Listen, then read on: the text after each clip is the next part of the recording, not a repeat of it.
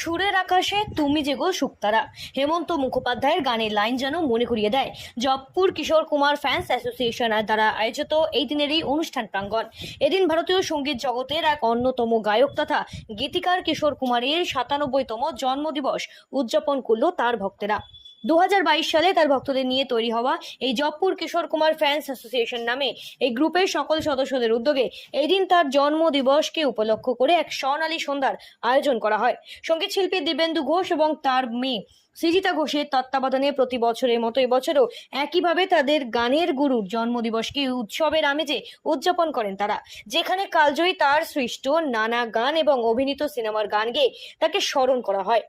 এই গ্রুপের সদস্য ছাড়াও এই দিনের এই অনুষ্ঠানের মঞ্চ থেকে তাই Bardhaman Kishore Kumar fans club, Bharat Ratna Kishore Kumar group, দক্ষিণ 24 পরগনা জেলা কিশোর কুমার ফ্যান্স অ্যাসোসিয়েশন সহ রাজ্যের বিভিন্ন প্রান্ত থেকে সঙ্গীত শিল্পীদের যারা কিশোর কুমারের ভক্ত তাদের নিয়ে তৈরি হওয়া নানা গ্রুপের সদস্যরাও ছুটে আসেন এই দিনের এই অনুষ্ঠানে। চৈতালি ঘোষের সঞ্চালনায় অনুষ্ঠানটি সম্পন্ন হয়। সম্বোধনা উপলক্ষে এই দিনের এই অনুষ্ঠানের মঞ্চ থেকে সঙ্গীত শিল্পী কিশোর কুমারের হাতে আঁকা একটি করে ফটো ফ্রেমে সেটা বাঁধিয়ে ছবি উপহার হিসেবে তুলে দেন জবপুর কিশোর কুমার ফ্যান্স অ্যাসোসিয়েশনের সদস্যরা।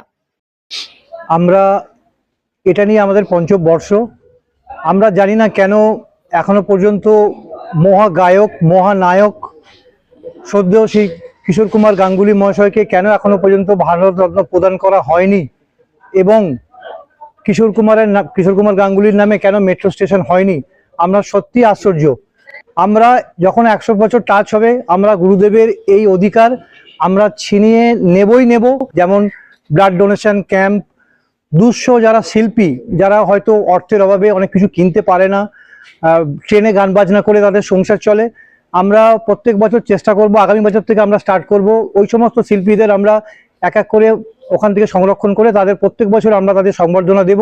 ও আমি আর আমার মেয়ে মিলেই প্রথম আমরা শুরু করি, তারপর আমরা কিংসুককে পাই, চৈতালিকে পাই, শর্মিষ্ঠাকে পাই এবং আমার মিসেস শ্রাবণী এনারাও আছে। তার সাথে আমাদের নতুনভাবে যুক্ত হয়েছে ইন্দ্রনীল। বেশ কিছু উদীয়মান শিল্পী, বেশ কিছু তরুণ শিল্পী আমাদের মধ্যে এসে সঙ্গীত পরিবেশন করে গেছেন এবং তারা সকলের আশীর্বাদ ভালোবাসা পেয়েছেন। আমাদের শিল্পীদের কাছে কিন্তু সবচেয়ে বড় পাওনা হচ্ছে দর্শকদের ভালোবাসা, দর্শকদের আশীর্বাদ, যেটা তারা করতালির মধ্যে দিয়েছেন।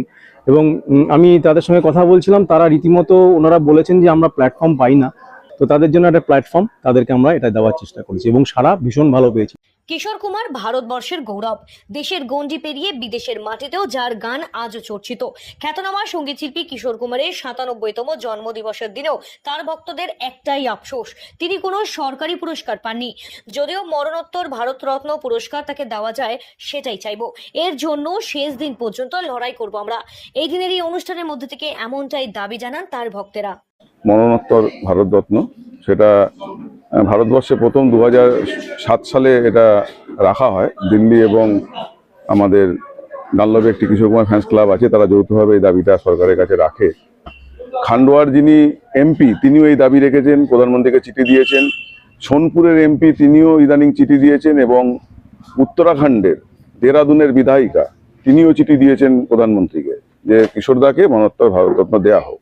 তৎসহ 2020 সাল থেকে আমরা একটা দাবি রেখে আসছি, যেটা কিশোর কুমারের নামে একটা মেট্রো স্টেশন হোক, যার ছাড়পত্র 2021 সালে মেট্রো রেল দপ্তর আমাদের হাতে দিয়েছেন এবং এটা বলা হয়েছিল যে ছাড়পত্রে যে এটা যেহেতু রাজ্য সরকারের বিষয়, এটা রাজ্য সরকার পরিবহন দপ্তরের মারফত নবান্নে যাবে। মনে নেই উনি চায়না গেছিলেন, আপনারা সংবাদ মাধ্যমে জানবেন।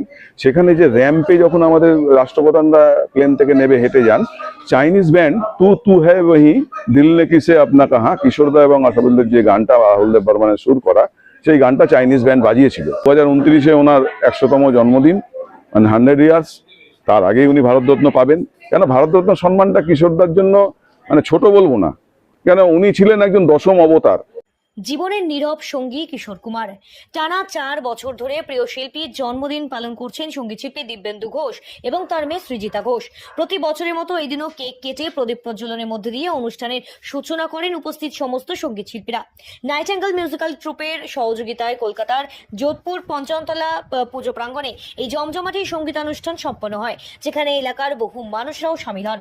এই দিনের এই অনুষ্ঠানে প্রধান অতিথি হিসেবে উপস্থিত ছিলেন বিশিষ্ট সঙ্গীত শিল্পী সুমন মুখার্জি, যিনি তিনি সঙ্গীত জগতে তার সুনামের জন্য রাজ্যপালের কাছ থেকে পুরস্কৃত হয়েছেন, যার গান বহুবার সম্মানিত হয়েছে দেশ তথা বিদেশের মাটিতেও।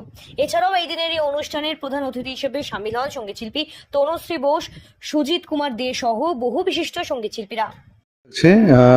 জয়পুর কিশোর কুমার ফ্যান্স অ্যাসোসিয়েশন দ্বারা আয়োজিত এত সুন্দর একটা অনুষ্ঠানে আসতে পেরে সঙ্গীত শিল্পী হিসেবে আমন্ত্রিত হয়ে খুবই ভালো লাগছে। কিশোর কুমারের প্রতিকৃতির সামনে সারা সন্ধে জুড়েই চলতে থাকে কিশোর কুমারের অমর সব গান। পাশাপাশি চলে শিল্পীকে নিয়ে স্মৃতিচারণ, আলোচনা এবং তার সঙ্গীত জীবনের নানা প্রসঙ্গ। জয়পুর কিশোর কুমার ফ্যান্স অ্যাসোসিয়েশনের কোর কমিটির সদস্য ইন্দ্রনীল পাল চৌধুরী, শ্রাবণী ঘোষ, শর্মিষ্ঠা সিংহ এবং কিংশুক ঘোষের সহযোগিতায় কেউ গান শোনেন, কেউ স্মৃতিচারণ করেন, আবার কেউ ভাগ করে নেন কিশোর কুমারকে ঘিরে নিজেদের অনুভূতি। কিশোর কুমার ভারতীয় চলচ্চিত্র তথা সঙ্গীত জগতের এক অন্যতম শ্রেষ্ঠ নক্ষত্র। আজও গায়কেরা ভারতীয় চলচ্চিত্রে তার অবদানকে অনুপ্রেরণা হিসেবে মনে করেন। তাই কিশোর কুমারের জন্মদিনে তার গায়কের প্রতিভা এবং সমগ্র কর্মজীবনকে স্মরণ করে তার ভক্তদের উদ্যোগে নানা কার্যক্রম এবং এই অনুষ্ঠান আয়োজন করে সম্পন্ন হয়। কলকাতা থেকে সেঞ্চুরি পোদ্দারের রিপোর্ট, সঠিক বার্তা।